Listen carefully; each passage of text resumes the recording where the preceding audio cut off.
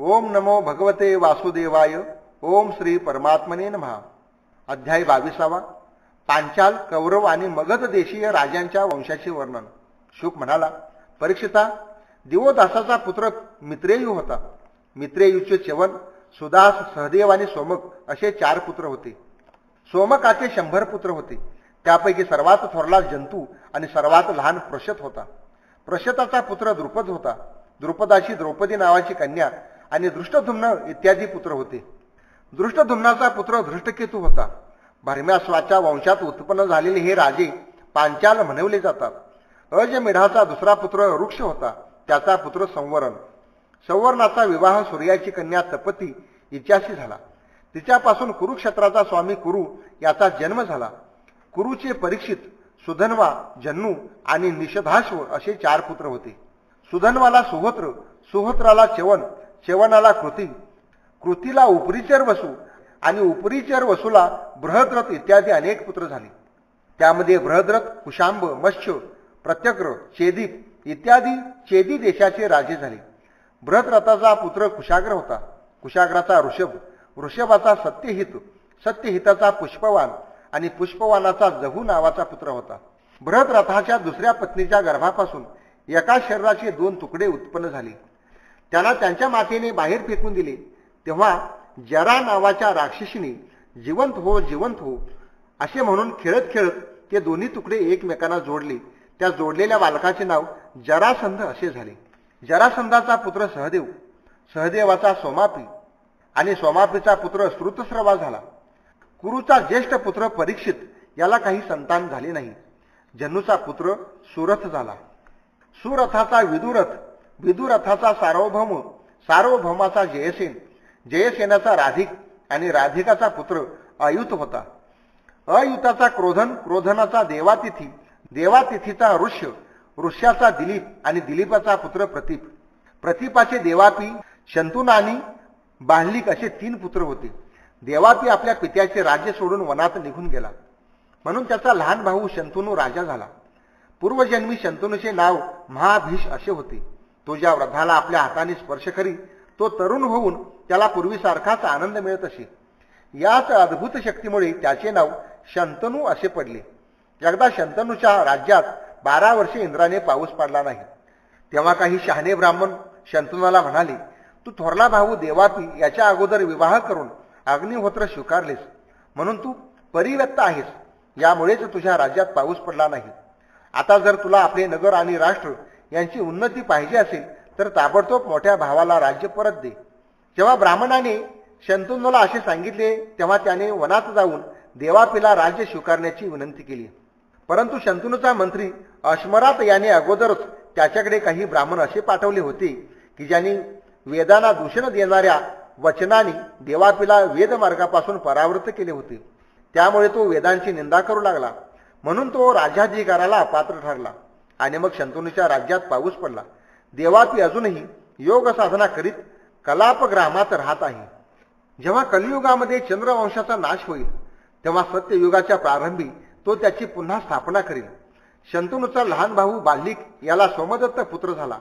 सोमदत्ताला भूरी, भूरिश्रवा आणि शल असे 3 पुत्र झाले. शंतनूपासून गंगेला नैष्टिक ब्रह्मचारी भीष्म नावाचा पुत्र झाला. तो सर्व धर्म जाणणाऱ्यामध्ये अग्रगण्य भगवंताचा भक्त आणि परमज्ञानी होता. तो वीरसमूहांचा अग्रगण्य नेता होता. त्याने आपले गुरु परशुराम याला सुद्धा युद्धात पराक्रमाने संतुष्ट केले होते, म्हणजे हरवले होते. शंतनूला दाशराजाची कन्या सत्यवतीपासून 2 पुत्र झाले, चित्रांगद आणि विचित्रवीर्य. चित्रांगदाला चित्रांगद नावाच्या गंधर्वाने मारले. शंतनूशी विवाह होण्यापूर्वी याच सत्यवतीपासून पराशरांना भगवंताचे साक्षात कलावतार भगवान कृष्ण द्वैपायन व्यास मुनी झाला. मी त्यांच्याकडूनच या श्रीमद भागवत महापुराणाचे अध्ययन केले. हे पुराण अत्यंत रहस्यमय आहे, म्हणून माझे वडील भगवान व्यासानी आपल्या पैल इत्यादी शिष्यांना सोडून शांत अशा मला शिकवले. शंतनूचा दुसरा पुत्र विचित्रवीर्य याने स्वयंवरातून बळजबरीने आणलेल्या काशीराजाच्या कन्या अंबिका आणि अंबालिका यांच्याशी विवाह केला. विचित्रवीर्य त्यांच्यात अत्यंत आसक्त झाल्यामुळे त्याला क्षयरोग झाला आणि त्याचा मृत्यू झाला. माता सत्यवतीच्या आज्ञेनुसार भगवान व्यासानी आपल्या संतानहीन भावाच्या पत्न्यांपासून धृतराष्ट्र आणि पांडू अशा 2 पुत्रांना जन्म दिला. तसेच त्याच्या दासीपासून विदुराला जन्म दिला. परीक्षिता, धृतराष्ट्राची पत्नी होती गांधारी. तिला 100 पुत्र व 1 कन्या झाली. त्यापैकी सर्वात थोरला दुर्योधन, कन्येचे नाव दुशला असे होते. पांडूची पत्नी कुंती. शापित पांडू स्त्री सहवास करू शकत नव्हता. त्याची पत्नी कुंती हिला धर्म, वायू आणि इंद्र यांच्यापासून अनुक्रमे युधिष्ठिर, भीमसेन आणि अर्जुन असे 3 पुत्र झाले. हे तिघेही महारथी होते. पांडूच्या दुसऱ्या पत्नीचे नाव माद्री असे होते. दोन्ही अश्विनी कुमारापासून तिला नकुल आणि सहदेव असे 2 पुत्र झाले. या 5 पांडवांच्या द्वारा द्रौपदीपासून तुझ्या 5ही चुलत्यांचा जन्म झाला. यापैकी युधिष्ठिराच्या पुत्राचे नाव प्रतिविंध्य होते. भीमसेनाचा पुत्र श्रुतसेन, अर्जुनाचा श्रुतकीर्ती, नकुलाचा शतानिक आणि सहदेवाचा श्रुतकर्मा.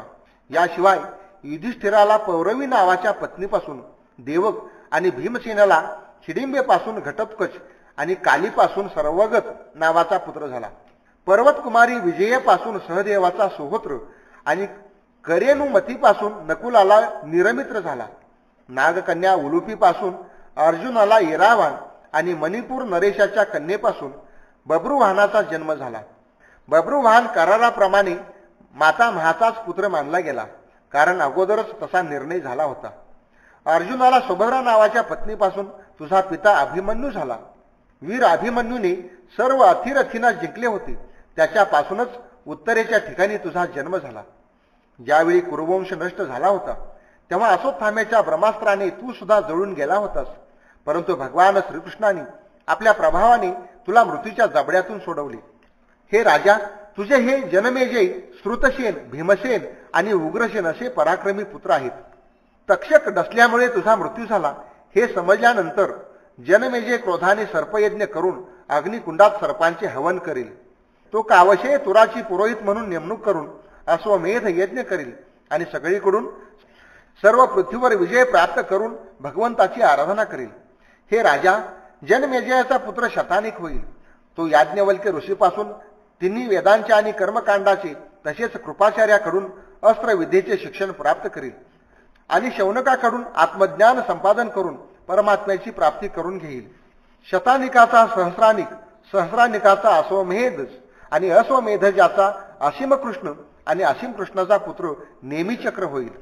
जेव्हा हस्तिनापूर गंगा नदीत वाहून जाईल तेव्हा तो कौशांबीपुरीमध्ये सुखाने राहील.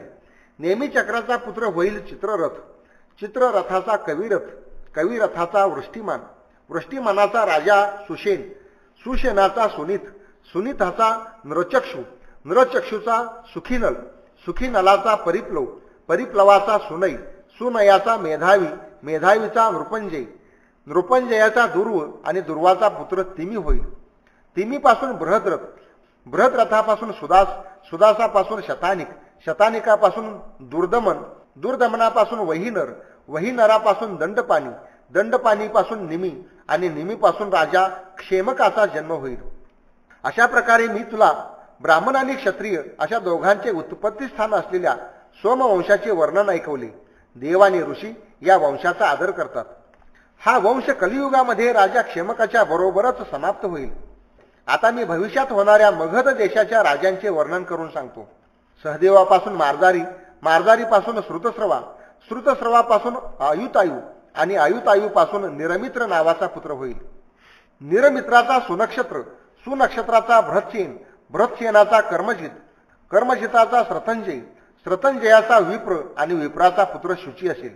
शुचीपासून क्षेम, क्षमापासून सुव्रत, सुव्रतापासून धर्मसूत्र, धर्मसूत्रापासून शम, शमापासून द्युतसेन, द्युतसेनापासून सुमती आणि सुमतीपासून सुबलाचा जन्म होईल. सुबलाचा सुनीत, सुनीताचा सत्यजित, सत्यजिताचा विश्वजित आणि विश्वजिताचा पुत्र रिपुंजय होईल. हे सर्व बृहद्रथ वंशाचे राजे होतील. यांचा शासनकाल 1000 वर्षांचा असेल. या ठिकाणी 22वा अध्याय समाप्त झाला. भगवान श्री कृष्णार्पण वस्तू.